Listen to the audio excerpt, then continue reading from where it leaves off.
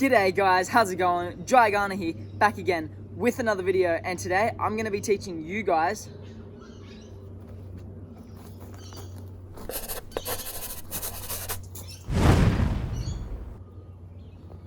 that's right, I'm going to be teaching you guys how to handstand.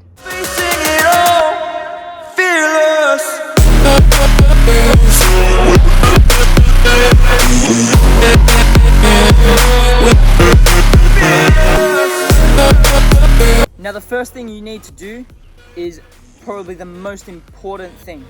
Step one, stretching. Now I know that sounds super boring, but trust me, you really want to do it because it's gonna really screw up your wrists if you don't. You'll thank me later, trust me. Stretch for around, doing these for around 20 seconds, really applying the pressure so you can feel it in there just slightly. After that, I want you to roll this way for around 20 seconds and then roll the other way for around 20 seconds to really warm up your wrists. And then just shake it all off, you know what I'm saying? Sounds good, because I've had a lot of wrist injuries from not warming up, okay? So don't have a lot of wrist injuries. It's gonna make you have a lot of time off that you really don't want to have off. So just don't get any wrist injuries in the first place by warming up. Wow, who knew 5 minutes could make a whole lot of difference? Sometimes 10 weeks difference. When I say 10 weeks, I mean I had 10 weeks off because I hurt my wrist. Yeah, you know what I mean. Step two, you want to be able to do a pike hold. So make sure you go through all these progressions, okay guys, because I didn't when I started learning, and it led to bad form, and it took me a lot longer to learn the handstand. So make sure you stick to these progressions. You've come across the right video. Congratulations, you're awesome. Don't forget to hit the subscribe button if you're new. Sorry, I just had to say that. Anyway, so back to what I was saying. Step two, pike hold, okay? I want you to, basically what it is, okay? Start in a push-up position. Now, once you're in this position, I want you to walk your hands up until you're in like a pyramid position.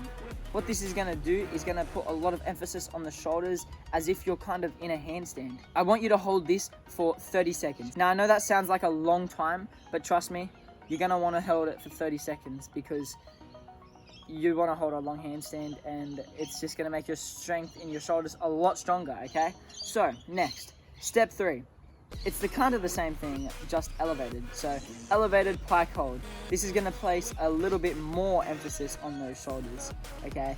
Now, once again, start in a push-up position with your feet elevated, then walk yourself up into a pyramid position to place more emphasis on those shoulders.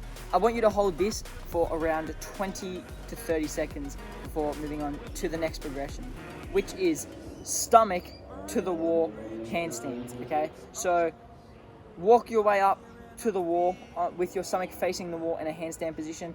Now, I know this might feel a little scary at first because this is your kind of probably, I'm assuming, it's probably your first time on your hands with your feet off the ground upside down. So it can be a little scary. So maybe you don't want to go as steep just so in case you fall over backwards, because that would hurt. But yeah, just kind of go to where you feel comfortable, and what I really want you to make sure is keep that lower core tight, okay? Don't let it bend like this, okay? Because if it bends like that, then you're gonna develop bad habits. You're gonna have a banana handstand, and that's just gonna ruin your back, and it's not good long term, and it doesn't even look good, okay? We want clean, straight handstands. I want you to be able to walk up to the wall quite almost straight, all the way up to the wall. Try and get your nose to touch the wall eventually if you can. If you can't, you don't need to go that far if you can't, but try and go really close to that, okay? Record yourself, that always helps, I find, okay? So I want you to be able to hold that for 20 seconds before moving on to the next progression. This isn't a progression, but this is something you need to know when you're in a handstand. You don't just kick up into a handstand and expect to hold it, okay? You want to be able to pulse, okay? So basically, it's gonna be like this. Wait a sec. Let's just go to a different destination quickly. So, in order for you to understand what I mean by pulsing in the fingertips, what I want you to do is get on the ground like I am, put your hands in front of you so you're in a push-up position on your knees, and I just want you to push yourself back with your fingertips though. I don't want you to just push back with your shoulders. just to relax your whole body, but just push back with your fingertips. Just push really hard and fall back. You want to really push yourself back as hard as you can with your fingertips. Try it again. Now that is going to help you balance in the handstand so that you don't fall over in the handstand. So practice this on the ground, and then you'll understand what I mean by getting the feel of the pulse. Alright, the next progression is going to be handstand kick-ups against the wall. So your back is going to be facing the wall.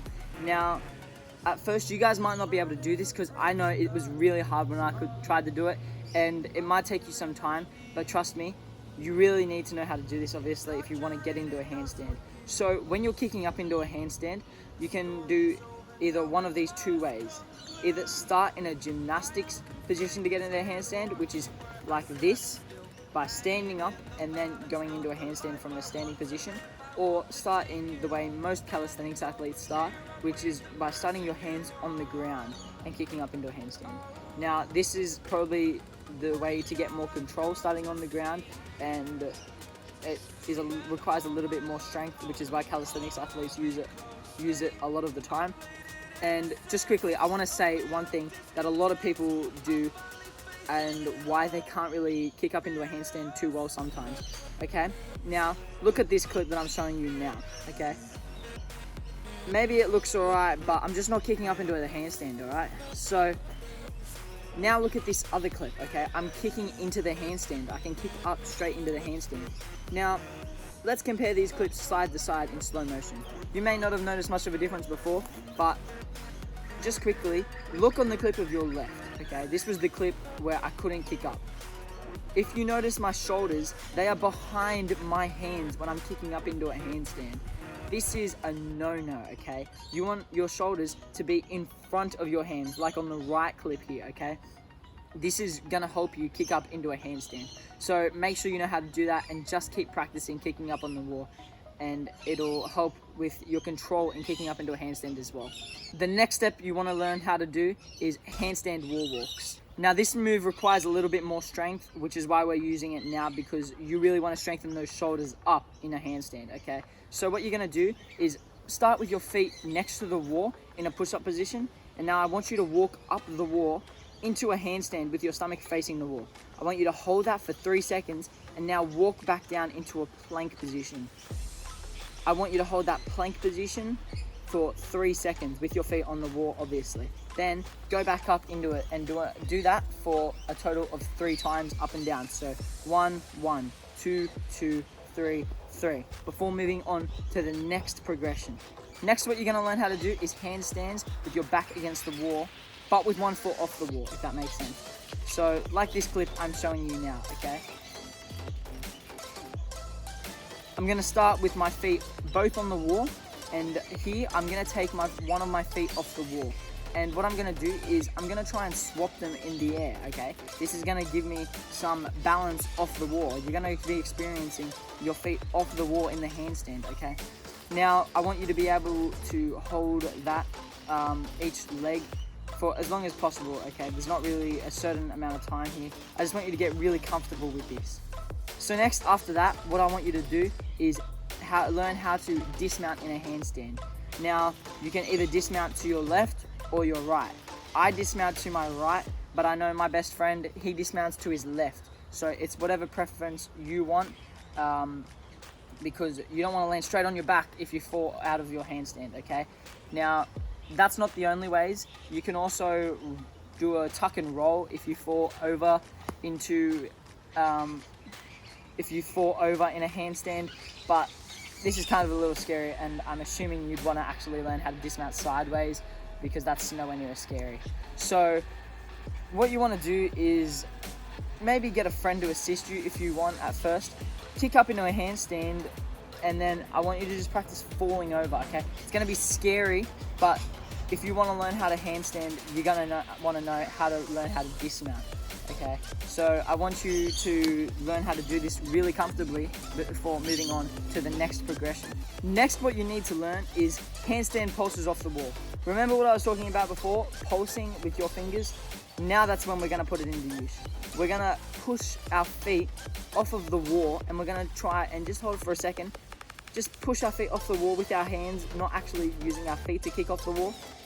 And then just after getting off the wall, go back on the wall, okay? Push with your fingertips and then back on the wall. Push with your fingertips, then fall back onto the wall. I want you to get really comfortable with that, and then I want you to try and hold it longer, okay?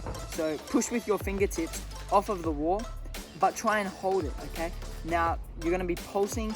I'm gonna give you a close-up here of my fingers to show you what I mean, but you're gonna be pulsing on and off in a handstand to hold it, okay?